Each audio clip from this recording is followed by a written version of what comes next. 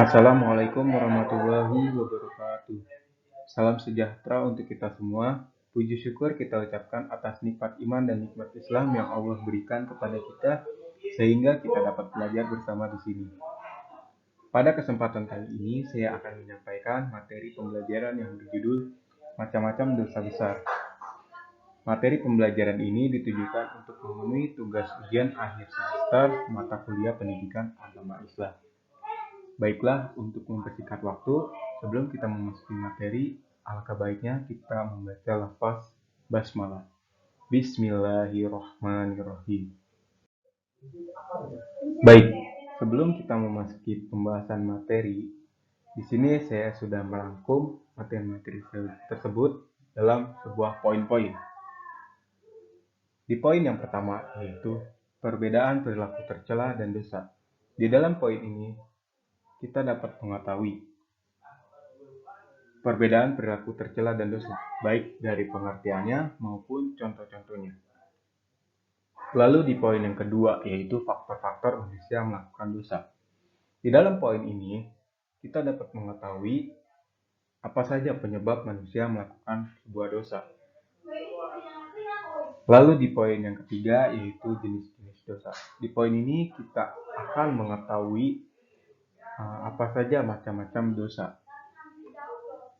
Lalu di poin yang keempat yaitu macam-macam dosa besar.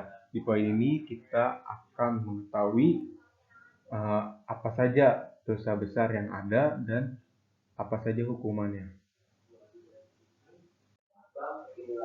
Baik, kita memasuki pembelajaran di poin yang pertama, yaitu perbedaan perilaku tercela dan dosa.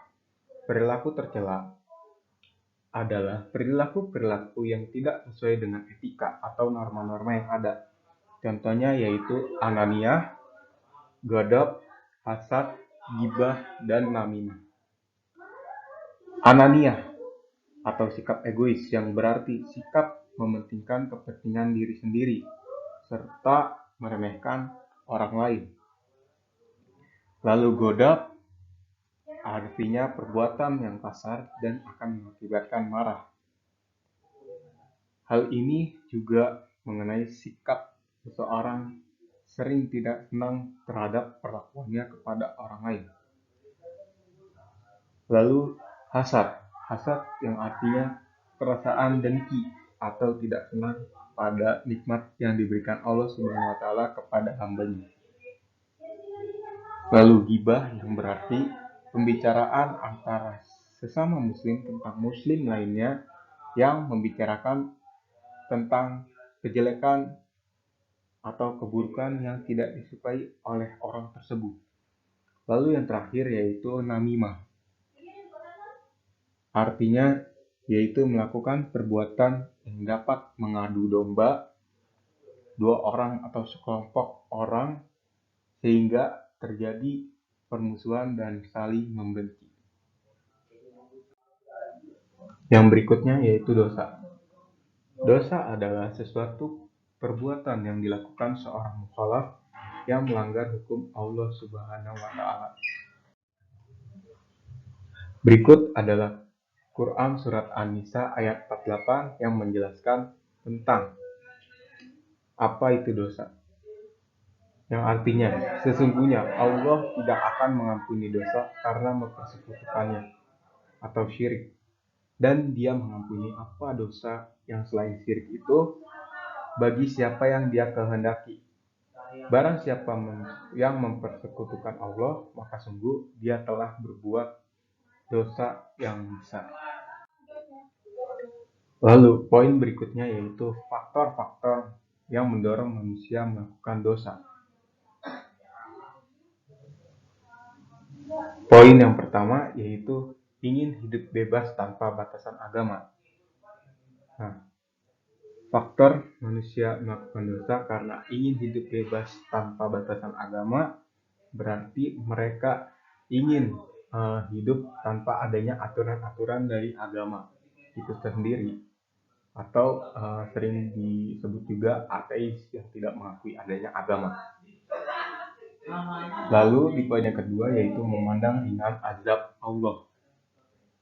Di faktor ini, manusia dapat melakukan dosa karena memandang ringan hukuman-hukuman yang diberikan Allah kepada kita, atau mereka tidak mengetahui atau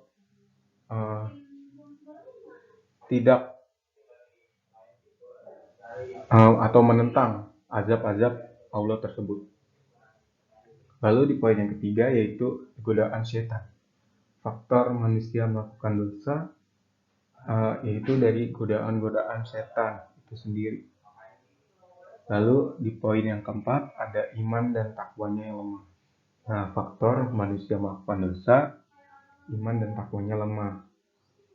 Yang biasanya orang-orang tersebut orang yang jarang beribadah, jarang mendekatkan diri kepada Allah. Lalu yang kelima yaitu sikap aku dengan harta dan pangkat. Nah, faktor manusia melakukan dosa itu karena manusia itu sudah memiliki pangkat yang tinggi dibandingkan yang lain. Jadi mereka itu dapat berbuat semena-mena serta memiliki harta yang banyak. Lalu di poin selanjutnya yaitu jenis-jenis dosa. Di sini dosa dibagi menjadi dua, yaitu dosa kecil dan dosa besar. Dosa besar adalah pelanggaran yang mengakibatkan para pelakunya mendapat ancaman pedih, baik yang tertera dalam Al-Quran maupun Sunnah. Berikutnya adalah macam-macam dosa besar. Yang pertama yaitu pembunuhan. Terdapat dalam Quran surat Al-Isra ayat 33, yang artinya, dan janganlah kamu membunuh jiwa yang diharapkan Allah, melainkan dengan suatu alasan yang benar. Dan barang siapa dibunuh secara zalim, maka sesungguhnya kami telah memberikan kekuasaan pada ahli warisnya. Tetapi janganlah ahli waris itu melampaui batas dalam membunuh. Sesungguhnya ia adalah orang yang mendapatkan pertolongan. Quran surat Al-Isra ayat 33. Lalu berikutnya yaitu jenis-jenis pembunuhan terhadap jiwa. Yang pertama, membunuh dengan sengaja, yaitu seseorang berniat ingin membunuh orang, kemudian ia pergi ke orang tersebut, lalu memukulnya dengan besi, membakarnya dengan api, dan lain sebagainya. Kemudian orang tersebut meninggal atau penjahat tersebut merusak satu organ tubuh orang tersebut. Hukum wajib yang dilakukan yaitu qisas atau tuntut balas dengan hukum yang sama. Jika ahli waris korban memaafkan, qisas tidak diberlakukan, tetapi wajib bayar diat. Lalu yang kedua yaitu membunuh tidak sengaja, yaitu seseorang melakukan pembunuhan terhadap orang lain tetapi tidak untuk pembunuhnya. Misalnya, menyeruduknya dengan kepala, mengagetkannya, atau juga bisa menyubitnya dengan sengaja, dan lain sebagainya. Kemudian orang tersebut wafat karena hal yang kita lakukan. Hukum pelaku wajib membayar diat atau memberikan uang yang lebih ringan. Pembayarannya bisa diangsur sampai 3 tahun. Lalu syarat hukum qisas. Yang pertama, keadaan pembunuh sudah balik dan berakal. Yang kedua, pembunuh bukan bapak yang terbunuh. Yang ketiga, keadaan yang terbunuh tidak kurang derajatnya dari yang membunuh. Ini seagama bukan budak. Lalu, keadaan yang terbunuh adalah orang yang terpelihara darahnya dengan Islam atau dengan perjanjian. Kemudian, macam-macam dosa besar yang berikutnya yaitu sihir. Terdapat dalam Quran surat Al-Sabba ayat 43, yang artinya, dan apabila dibacakan kepada mereka ayat-ayat kami yang terang, mereka berkata, orang ini tidak lain hanyalah orang laki-laki yang ingin menghalangi kamu dari apa yang disembah oleh bapak-bapakmu. Dan mereka berkata, Al-Quran ini tidak lain hanyalah kebohongan yang diadakan saja.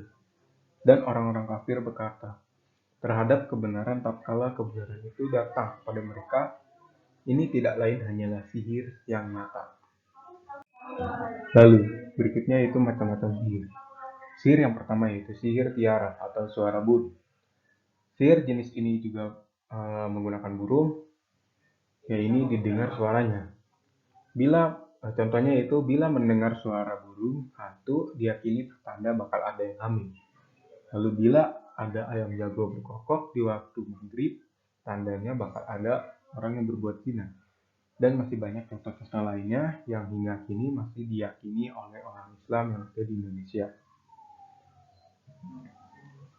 Rasulullah Shallallahu Alaihi Wasallam pernah bersabda, sesungguhnya ketika Nabi Shallallahu Alaihi Wasallam mengatakan bahwa ada orang yang masuk surga tanpa melalui hisab, maka para sahabat bertanya, siapakah mereka itu?